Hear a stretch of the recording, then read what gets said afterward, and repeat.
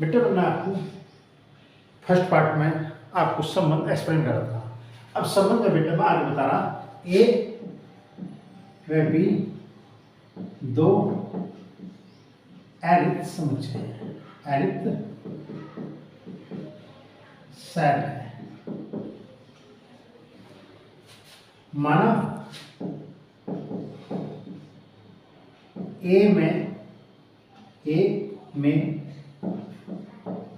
अवयवों की संख्या p है।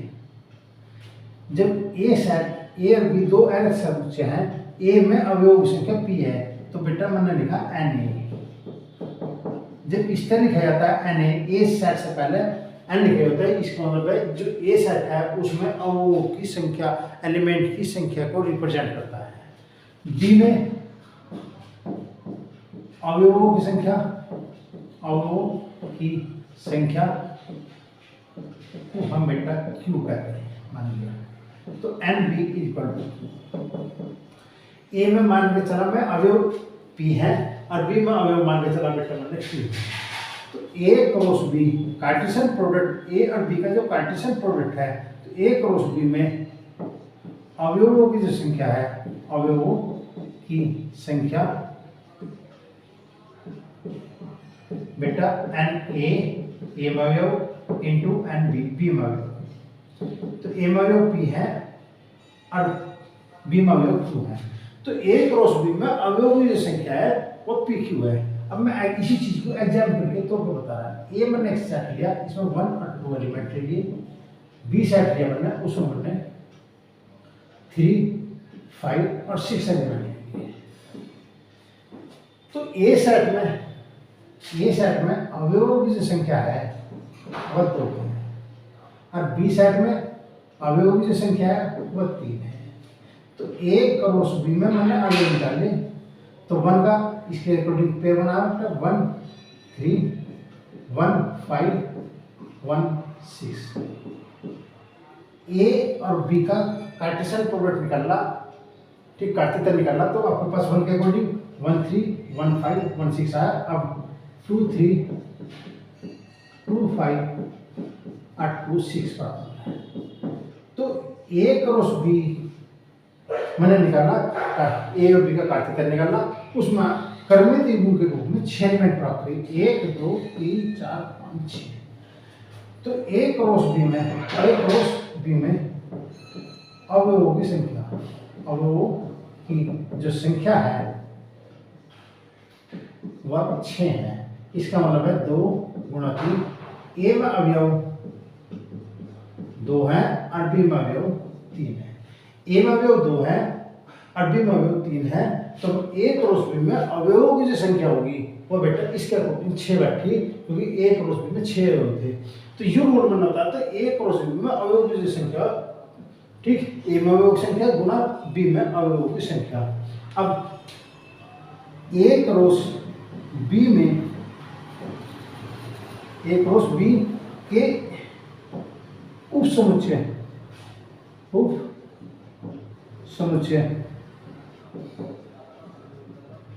की संख्या, अगर हम ए क्रॉस बी के सबसेट निकालना है, ठीक, ए क्रॉस बी के उप समुच्चय की संख्या होगी वो आपके पास बेटा 2 की पावर पी क्यू होगा। इस सेट में 6 एलिमेंट हैं, ठीक। तो ए क्रॉस बी के सभी उप समुच्चय की जो संख्या होगी, मैंने कहा ए क्रॉस बी में अवयवों की संख्या 6 है, परंतु ए क्रॉस बी के सभी उप समुच्चयों की संख्या होगी वह 2 की पावर 6 होगी। 2 की पावर कितना होगा बेटा 6। तो ध्यान रखो, हम अगर वो हमसे क्या पूछना चाह रहा है, अगर ए क्रॉस बी में अवयवों की संख्या है तो ए और बी के अवयवों की संख्या गुना करता है, और ए क्रॉस बी के उप समुच्चय की संख्या पूछता है, तो बेटा वो आपके पास होगा 2 की पावर पी क्यू, 2 की पावर पी क्यू, यानी टोटल सबसेट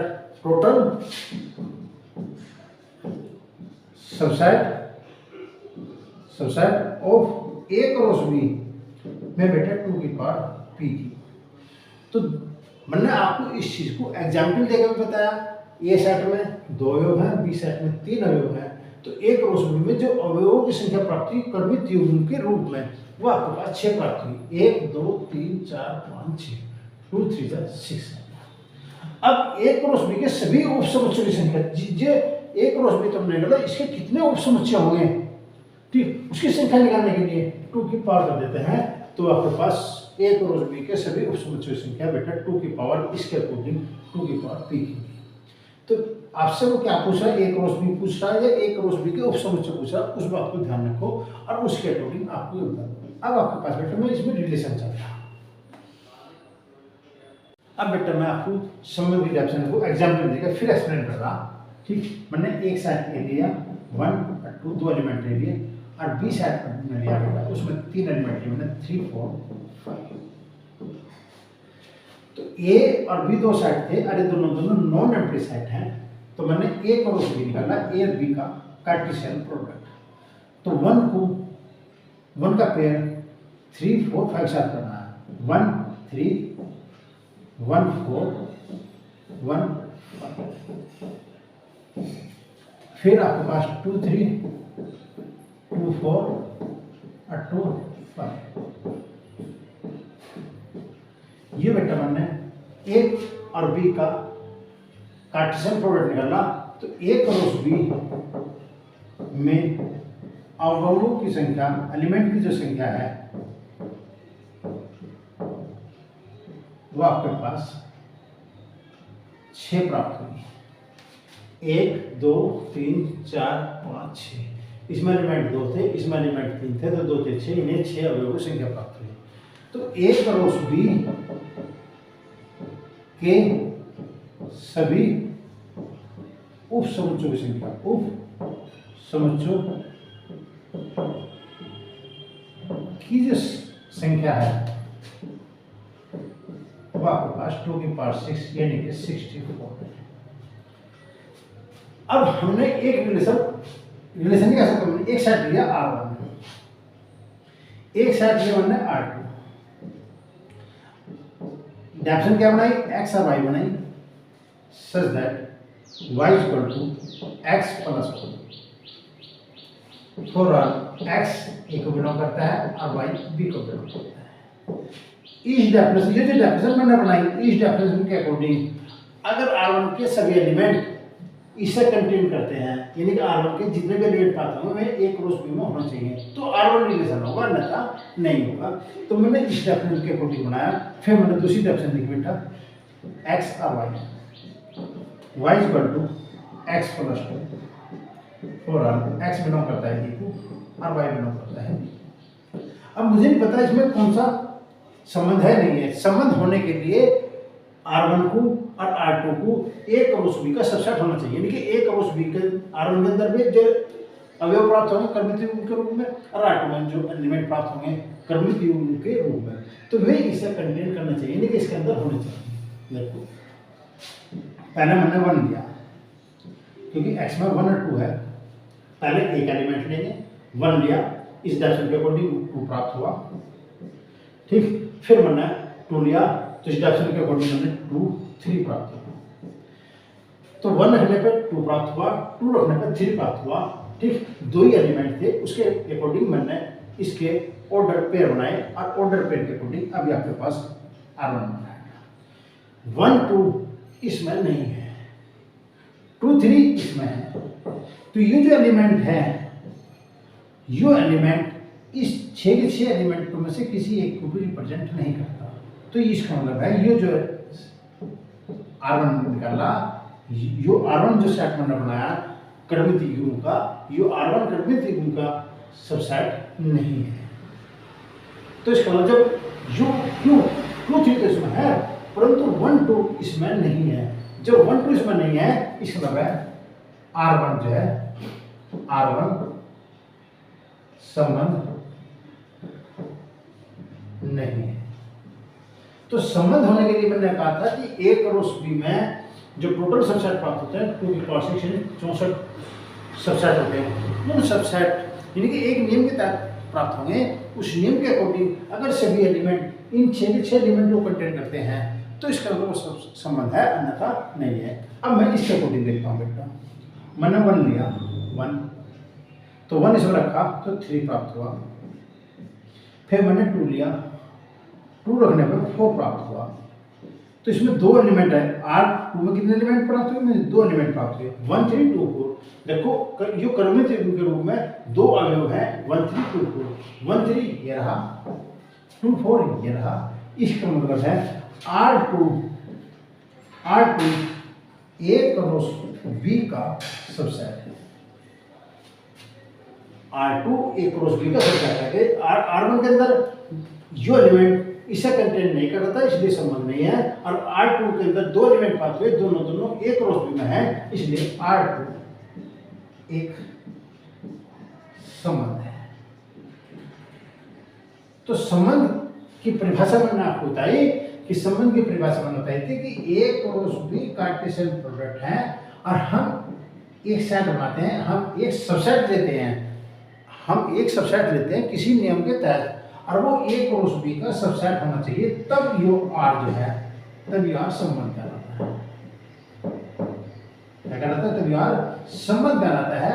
ठीक, तो संबंध की परिभाषा होने के लिए पहले A क्रॉस B निकालो। A क्रॉस B के अंदर ठीक बहुत सारे सबसेट होंगे। मैं एक नियम के तहत जो R1 डेफिनेशन दे रखी, उस डेफिनेशन के अकॉर्डिंग हम सेट बनाओगे। उन सेट के अकॉर्डिंग अगर उसके सभी एलिमेंट A क्रॉस B में है तो संबंध है, नहीं। अब इसमें 2 चीज आती है, एक प्रांत आता है और एक आपके पास परिसर आता है। जब हमने A क्रॉस B में लिखा, R2 लिखा मैंने, ठीक, जो पहला अवयव है वो प्रांत कहलाता है, जो सेकंड अवयव है क्रमिक त्रिभुज का फर्स्ट एलिमेंट, क्रमिक ग्रुप का फर्स्ट एलिमेंट प्रांत कहलाता है, और सेकंड जो एलिमेंट है वो आपके पास परिसर कहलाता है। अगर मैं इसके अकॉर्डिंग R2 का प्रांत लिखता हूँ, डोमेन लिखता हूँ, प्रांत को कहते हैं बेटा डोमेन। अगर हम इसका डोमेन देखते हैं तो डोमेन इस R2 में 2 ही एलिमेंट प्राप्त होते हैं क्रमिक त्रिभुज के रूप में, और उन क्रमिक त्रिभुज का जो पहला एलिमेंट है 1 और 2 है तो इसका प्रांत 1 होगा, इन्हें डोमेन। अब R2 का परिसर, अगर हम इसका परिसर देखते हैं तो परिसर में मतलब है बेटा रेंज, परिसर को कहते हैं रेंज। तो इसका मतलब है जो सेकंड एलिमेंट है, जो संबंध हमने बताया, उस संबंध में U1 ने A क्रॉस B का संबंध बताया, और इस संबंध में जो सेकंड एलिमेंट है 3 4 है, तो इसका मतलब है बेटा U आपके पास रेंज है। अब मैं संबंध आपको बता दिया, अब मैं इसमें कुछ क्वेश्चन लेना, उन क्वेश्चन के अकॉर्डिंग मैं इसकी डोमेन और रेंज बताता चला जाऊंगा। एक क्वेश्चन लिया बेटा मैंने, उसमें एक सेट ए है और R एक सेट मैंने डिफाइन करा x और y, y equal to x square for all x y belong करता है ए, और हम बताना कि R सेट ए पे एक संबंध है। अगर यदि संबंध है तो बेटा उसका डोमेन और परिसर बताओ। क्वेश्चन नंबर फर्स्ट का सॉल्यूशन बेटा, मैंने एक सेट ए लिखा 1 2 3 14। एक सेट में ए में 14 एलिमेंट है, तो ए सेट में अवयवों की संख्या 14 है। तो ए क्रॉस ए में अब एलिमेंटों की जो संख्या होगी वो एन ए यानी कि आपके पास 14 इंटू 14। तो ए क्रॉस ए में ए क्रॉस ए के सभी उप समुच्चय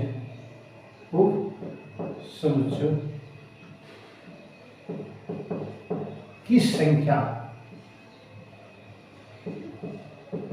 2 की पावर 14 इंटू 14, यानी कि ए क्रॉस ए के जितने भी उप समुच्चय बनेंगे उनकी टोटल संख्या ये है। अब हम इस डेफिनेशन के अकॉर्डिंग हम आर लेके चलते हैं। आर में क्या कहा? आर में कहा एक्स और y such that y equal to x square for R x और वाई दोनों एक को बिलोंग करते हैं। इन्हें जो रखेंगे वो भी ए में होना चाहिए और जो प्राप्त होगा वो भी ए में रखना है। पहले मैं 1 से स्टार्ट करता हूँ, पहले 1 रखता हूँ इस डेफिनेशन के अकॉर्डिंग। 1 रखा तो 1 का स्क्वायर प्राप्त होगा, 2 रखा तो 2 का स्क्वायर प्राप्त होगा, यानी कि 1 आया, 2 रखा तो 4 आया, अब मैं 3 रखता हूँ तो 3 का स्क्वायर, ये निकला आपके पास 3 9 आया। जब मैं 4 रखता हूँ तो 4 का स्क्वायर, 4 रखा तो 4 का स्क्वायर 16 प्राप्त हुआ। यो ए में है परंतु 16 ए में नहीं है, तो इसका मतलब हम इस एलिमेंट को नहीं रखेंगे। तो इसका मतलब ये जो एलिमेंट प्राप्त हुए ये जो है एक के सबसेट है। इसमें जो आर में अंदर जो एलिमेंट प्राप्त हुए में एक करोड़ ए के सबसेट का एलिमेंट है, तो आर जो है वो सबसेट है एक करोड़ ए का। मैंने कहा था कि एक करोड़ ए में जो एलिमेंट प्राप्त हुए वे इतने हैं और एक करोड़ ए के सबसेट में जो एलिमेंट है वे इतने हैं। अब इन एलिमेंट जो सबसेट प्राप्त हुए में आर एक डायरेक्शन के अकॉर्डिंग मुझे 3 एलिमेंट प्राप्त हुए परिमित युग्म के रूप में 1 1 2 4 3 9। तो 1 1 2 4 3 9 इस एक करोड़ ए में कंटेन करेंगे, एक करोड़ ए में कंटेन करेंगे। इसका मतलब है ये जो है आर एक करोड़ ए का सबसेट है।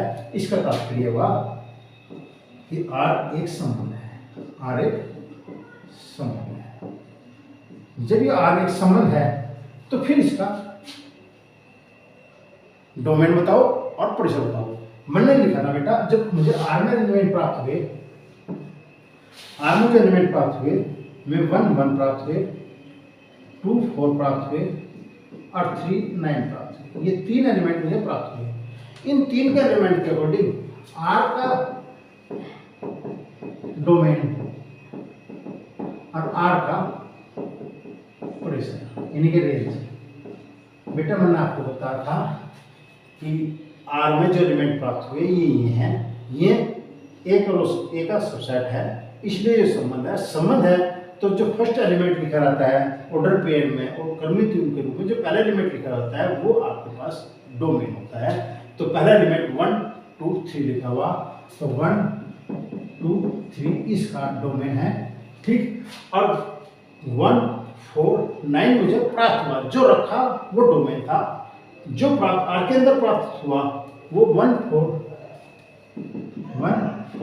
9 प्राप्त हुआ, तो ये इसका परिसर है। तो ध्यान रखो, जो डेफिनेशन उन्होंने दे रखी उस डेफिनेशन के अकॉर्डिंग जो सेट आपको प्राप्त होता है क्रमित युग्म का, तो वो उसका एक रोस ए और बी पे सेट है तो एक रोस बी, और ए कई सेट है तो एक रोस ए का सबसेट होना चाहिए। सबसेट है तो फिर फर्स्ट एलिमेंट डोमेन कहलाता है और सेकंड एलिमेंट, ठीक, क्रमित युग्म का वो परिसर कहलाता है।